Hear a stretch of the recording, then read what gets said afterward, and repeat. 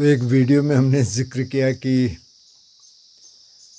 शुरुआत में, इस चैनल की शुरुआत में काफ़ी नमो बुद्धाय वाले लोग आए, लेकिन वो अचानक गायब हो गए। फिर किसी ने कहा कि ये लोग न तो शील का पालन करते, न ध्यान करते, बस अपने को बुद्धिस्ट कहते हैं और ये मतलब लड़ने लड़ाने पे तैयार रहते हैं। जैसे कभी उन्होंने ये भी कहा कि जैसे अभी बहुत सारे जो अपने को हिंदू कहते हैं या सनातन धर्मी कहते हैं, इनके कई वर्गों में बहुत लोग एग्रेसिव हैं, तो उसी तरफ शायद कुछ लोग वो भी जा रहे हैं जो अपने को बौद्ध कहते हैं। तो फिर मेरे मन में आ रहा था कि बुद्धिस्ट किसको कहेंगे, हु इज़ अ बुद्धिस्ट। तो उससे भी पहले जो बुद्ध कहते हैं, क्योंकि अब बुद्ध के समय में तो कोई रिलीजन थे नहीं। रिलीजन या धर्म मतलब कि जो ऑर्गेनाइज्ड रिलीजन है, जैसे हिंदू धर्म है, इस्लाम है, क्रिश्चियनिटी है और है सिखिज़म है। हालांकि सिख अपने को क्या कहते हैं, पंथ कहते हैं, खालसा पंथ, मतलब ये रास्ता है एक, और ये सारे रास्ते ही थे, लेकिन रास्ते फिर धीरे धीरे तब्दील हो गए ऑर्गेनाइज्ड रिलीजन में। तो धर्म को क्या कहा बुद्ध ने, वो बार बार कहते हैं धम्मिको, मतलब कि जो धर्म के रास्ते पर चलता है। तो धर्म के बहुत सारे मतलब हैं।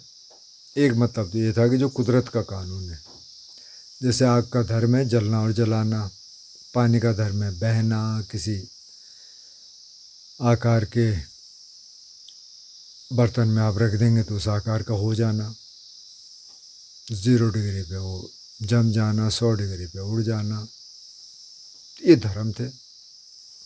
गुस्सा आएगा तो सारे शरीर में अग्नि आएगी, ताप आएगा, वो धर्म है, वो कुदरत का कानून है, उसको एक धर्म बोलते थे।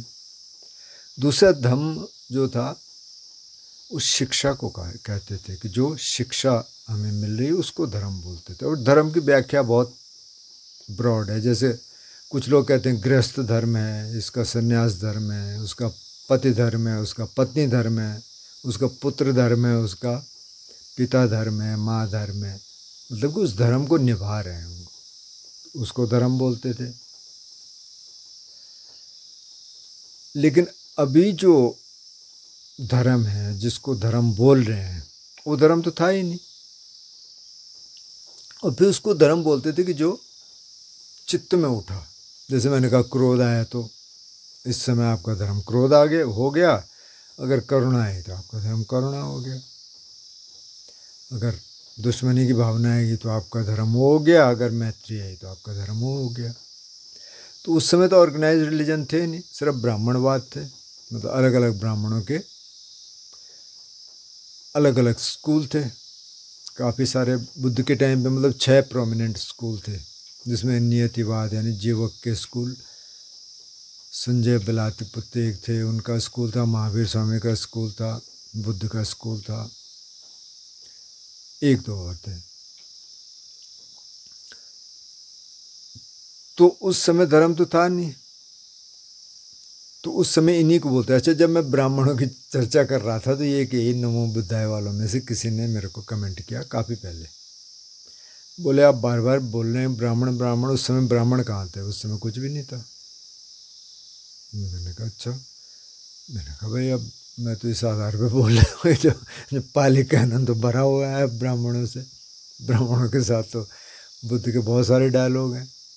कई ब्राह्मण जो है संघ में शामिल हुए, बोले नहीं। फिर उन्होंने एक वीडियो का लिंक भेजा, मैंने देखा तो वीडियो में किसी का चेहरा तो था नहीं, लेकिन एक आदमी दूसरे से ऐसे बात कर रहा था जैसे फ़ोन पे बात कर रहा होगा, और उसने कोई सवाल पूछा और ये उसका जवाब दे रहे हैं, बहुत अग्रेसिव भाषा में बात कर रहे हैं कि कहाँ था ब्राह्मण उस समय, कहाँ थे वेद, कब लिखे गए वेद। वो कुछ बोल रहा है, अरे कहाँ की बात कर रहा है भाई, 8वीं 9वीं शताब्दी में लिखे गए वेद। अरे मैंने कहा क्या बोल रहा भाई। तो खैर मैंने तो ज़्यादा उसको सुना नहीं, 2-3 मिनट सुना। फिर मैंने उनका जवाब दिया, मैंने कहा आप ऐसा करो कि गूगल से पूछो कि उस समय ब्राह्मण थे कि नहीं थे। तो गूगल ऐसे गलत जवाब तो देगा नहीं आपको आप देख लेना। तो अब धर्म के नाम पे आप इस तरह की चीज़ें करने लग गए, काहे के लिए? काउंटर करने के लिए दूसरे लोगों को। आप कह रहे हैं कि हमको दबाया गया, तो आपको दबाया गया तो आप कोशिश कर रहे हैं कि उनको दबाया जाए। तो भाई ये तो बुद्ध धर्म से बहुत दूर की बात हो गई। बुद्ध कह रहे हैं नहीं बेरेन बेरानी समन्ति कुदाचन अबेरेन च सम्मन्ति एस धम्मो सनातनो। अब ये सनातन धर्म भी यहाँ से है। वो कह रहे हैं ये सनातन धर्म है कि बैर से बैर को नहीं जीता जा सकता, बैर से बैर शांत नहीं होते। किससे होते हैं? अबैर से, मतलब कि प्रेम से शांत होते हैं। तो आप तो दूसरी दिशा में चल रहे हैं। तो खैर वो तो है ही नहीं। लेकिन अब सवाल ये है कि किसको बुद्धिस्ट कहें। तो एक जर्नलिस्ट हैं और राइटर हैं रॉबर्ट राइट करके, अमेरिकन है। 7-8 साल पहले उन्होंने एक किताब लिखी, वाई बुद्धिज़्म इज़ ट्रू। तो मैंने 4-5 साल पहले उनका देखा, अभी भी एक क्लिप देखी छोटी। तो वो कुछ बात कर रहे थे, मैंने ये क्यों लिखा, लेकिन वो एक बात और कह रहे थे कि मैंने ये लिखा है लेकिन मैं अपने को बुद्धिस्ट नहीं कहता। उन्होंने कहा क्यों आप अपने को बुद्धिस्ट क्यों नहीं कहते? बोले इसलिए नहीं कहता कि जो अपने को बुद्धिस्ट कहते हैं वो बुद्ध के बताए हुए रास्ते पे नहीं चलते हैं। तो जब मैं बुद्धिस्ट कह रहा हूँ या बुद्धिज़्म कह रहा हूँ तो मेरा मतलब धर्म से नहीं है। बुद्धिस्ट से मेरा मतलब ये नहीं है कि इस धर्म को मानने वाले, क्योंकि बुद्ध ने कोई धर्म शुरू किया ही नहीं। बुद्ध उसको कहते हैं सिक्खा। जो 5 शील हैं तो क्या है? प्राणातिपाता वीरमणि सिक्खा पदं समाधियामि, मतलब मैं शिक्षा ग्रहण करता हूँ, करती हूँ। काहे कि प्राणियों की हत्या नहीं करेंगे, चोरी नहीं करेंगे, व्यभिचार नहीं करेंगे, सेक्सुअल मिसकंडक्ट, झूठ नहीं बोलेंगे, नशा नहीं करेंगे। तो ये 5 शील लिए जाते हैं, लेकिन उसमें सिक्खा पदंग ये नहीं है, कमांड नहीं है कि आप नहीं करेंगे। शिक्षा है, आप सीखेंगे, ट्रेनिंग है। और ट्रेनिंग चलती रहेगी जब तक कि आप उसमें प्रवीण नहीं हो जाते।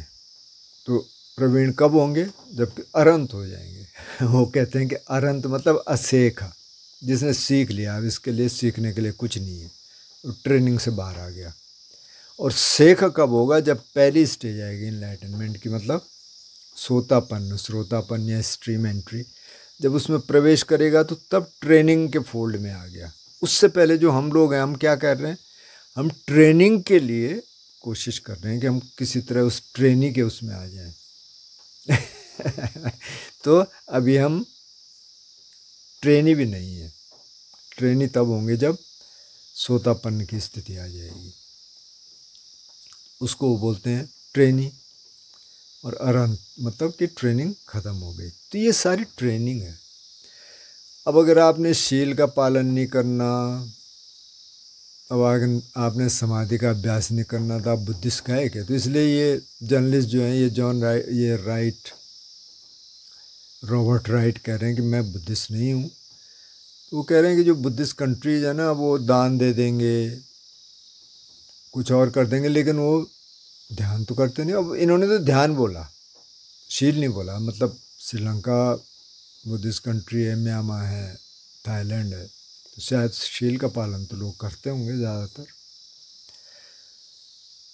नहीं करते होंगे। तो अभी शायद थोड़ा सा चेतना बढ़ रही है, लेकिन वो ध्यान करे तो ध्यान तो बहुत कम लोग करते हैं। अच्छा, अमेरिका में बहुत सारे ध्यान करने वाले, कई मिलियन हैं जो रोज़ माइंडफुलनेस का अभ्यास करते हैं। अब वो शील का पालन करते हैं कि नहीं करते हैं? कुछ तो करते होंगे, कुछ करेंगे धीरे धीरे। और फिर हम ज़्यादातर हमारी टेंडेंसीज़ क्या होती है हिंदुस्तानियों की, हम उनको देख के करते हैं, अरे यार वहाँ हो रहा तो अब हमको भी करना है। अब यहाँ से तो गया और हम फिर वापस लौट के आ रहा है, तो चलिए उन्हीं को देख के कर लें, वो भी ठीक है। तो अब बुद्धिस्ट किसको कहेंगे?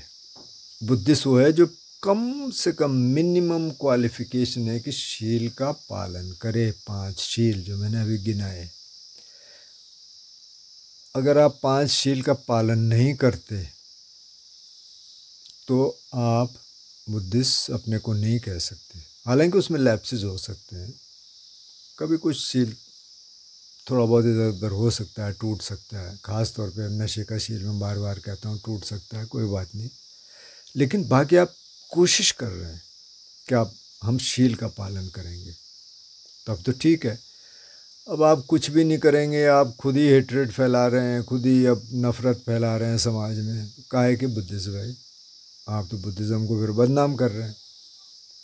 तो खैर, बुद्धिज़्म अभी इतना फैला हुआ है और इतने लोग जानते हैं कि आपके करने से कुछ होगा नहीं, मतलब वो बदनाम नहीं होगा।